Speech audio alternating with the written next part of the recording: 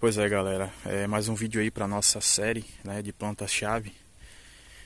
O que falar, né, de uma planta que, além de produzir alimento, olha aí, produzindo vagens, é uma leguminosa, então fixa nitrogênio no solo, produz muita biomassa, é excelente, né, em relação à poda, né, você pode podar várias vezes, ela rebrota, e ainda faz um serviço maravilhoso de descompactação de solo, né? É o famoso trator natural, né? Tá aí o feijão gandu ou feijão andu, né? Excelente planta para nossa realidade de semiárido, né?